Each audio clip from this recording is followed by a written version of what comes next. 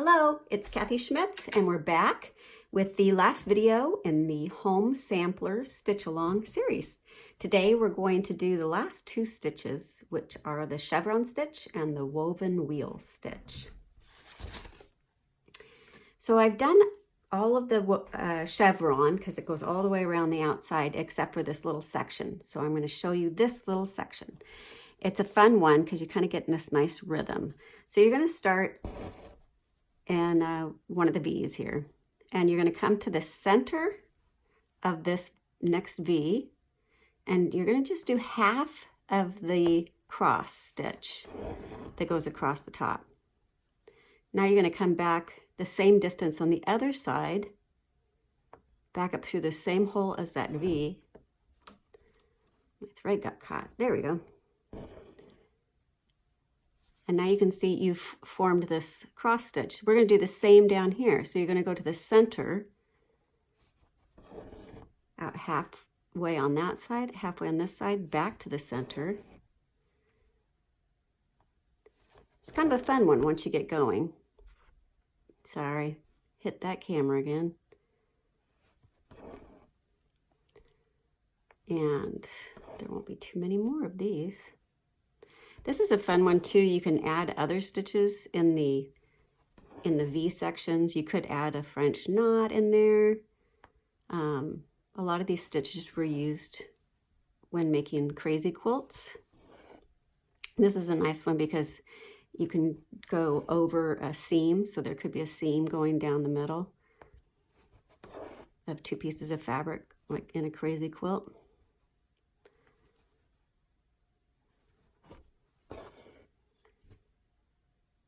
Oh, I just did that wrong. Sorry. I was thinking about something and I wasn't thinking about what I was stitching here. I was thinking about, I really am enjoying doing the sampler theme, and I want to come up with some other ideas. And I've come up with the quilting one I told you about earlier. I'll thread my needle. I was thinking about a gardening one would be really fun too. But if you have other ideas, I'd love to hear. Okay, so we're going to go a little over from that point, back to the center. Now we're going to go down to the center, a little over. So yeah, so gardening is a theme. I'm trying to think of some other ones. That's the hardest part when you're designing something. You start with this blank canvas and it's a matter of, okay, what's the theme going to be? And once you figure that out, then the rest of it kind of starts flowing, which is nice. But so I can always use help when it comes with a theme. Plus it's like a crystal ball. I don't know what people are interested in. I just kind of do whatever I'm interested in, but I'd love to hear from you. Okay, there's the last stitch. We're just going to meet back up with that one. There we go. And I'm not going to tie that off because I don't want to take it out of the frame. But the very last stitch we're going to do, I'll get some more thread, is called the Woven Wheel. And that is this little cherry that the bird is holding.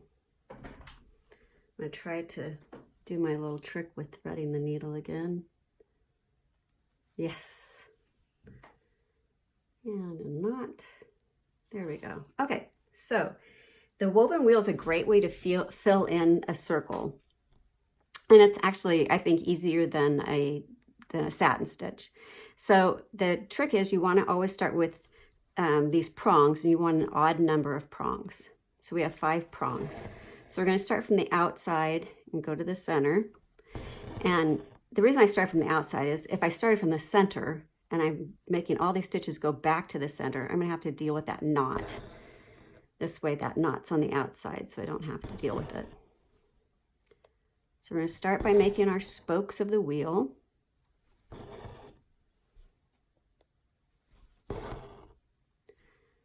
And then it's a matter of weaving. And we're going to start with my spokes aren't super even, but it doesn't really matter. It'll work. Okay, so now we're going to bring the thread back up between two of the spokes really close to the center. All right, and then we're going to use the eye of the needle because that's easier, like we did before, if you're going under a stitch. So we're going to go over this first one, under the second one. Sorry. Over that one, under that one. So every other, you're basically just weaving it along. Over, under.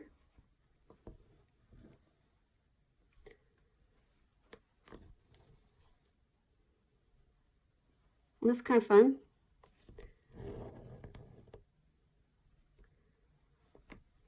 I like it. I like it better than doing the satin stitch. I think it gives it a little extra texture too, which is nice.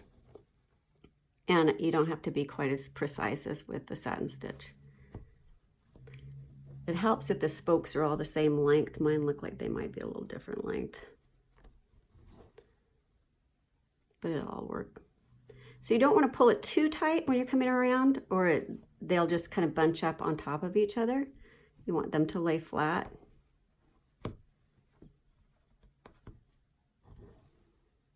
Although that is a look, if you wanted to make it more like a flower, you could bunch it up and make it pretty full.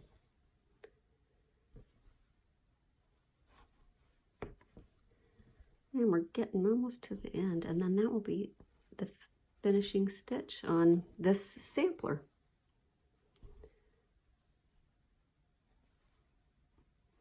And this was fun. I know I'm not a professional videographer. I can't remember if I went over or under. That's under, over, under. So I know these videos, besides me hitting the camera and shaking it and some other snafus. Hopefully you were able to follow along and maybe even learn something. Okay, so I think that looks pretty full. Well, actually, I see a little bit more of those spokes coming out. So I'm gonna maybe go around one more time.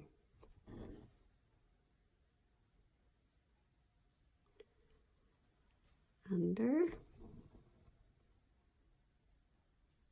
There.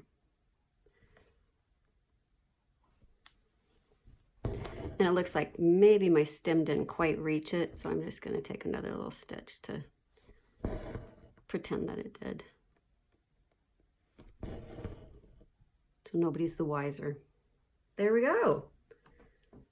So now the sampler is complete and it's ready to frame. Thank you. Thank you, thank you. And if this is something that was fun and you'd like to do another one, I'd be happy to do that. Just leave me a comment. I'd love any feedback you have, as long as it's nice. Thank you again for being a part of this, and happy stitching. Bye.